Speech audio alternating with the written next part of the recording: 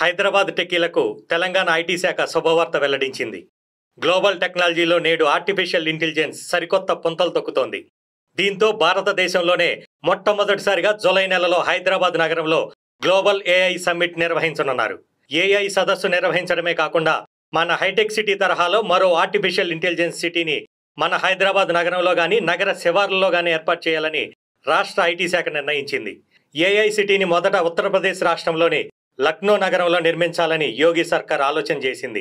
ఆ తర్వాత రేవంత్ సర్కార్ తెలంగాణలోని 200 ఎకరాల్లో హైటెక్ సిటీ తరహాలో ఏఐ సిటీని నిర్మించాలని నిర్ణయించారు. ఏఐ సిటీనే కాకుండా తెలంగాణ రాష్ట్రంలోనే తొలి స్కిల్ యూనివర్సిటీని కూడా ఏర్పాటు చేయాలని ప్రతిపాదించారు. ఈ తొలి స్కిల్ యూనివర్సిటీని కూడా ఏఐ సిటీకి సమీపంలోని 100 ఎకరాల్లో ఏర్పాటుకు ఐటీ శాఖ ప్రణాళిక రూపొందిస్తోంది. ఏఐ సిటీ ఏర్పాటు కోసం హైదరాబాద్ నగర శివార్లోని మహేశ్వరం, చేవెళ్ల, ఇబ్రహీంపట్నం, షాద్నగర్ మండలాల్లో ఔటర్ రింగ్ రోడ్డు వెంబడి 200 ఎకరాల భూమిని తెలంగాణ ఇండస్ట్రియల్ ఇన్ఫ్రాస్ట్రక్చర్ కార్పొరేషన్ అధికారులు గుర్తించినట్టుగా తెలుస్తోంది. వచ్చే మంత్రివర్గ సమావేశంలో భూ కేటాయింపులకు ఆమోదం లభించే అవకాశం ఉంది. భూమి కేటాయించగానే ఏఐ సిటీకి, స్కిల్ యూనివర్సిటీకి ముఖ్యమంత్రి రేవంత్ రెడ్డి శంకుస్థాపన చేస్తారని అధికార వర్గాలు తెలుపుతున్నాయి.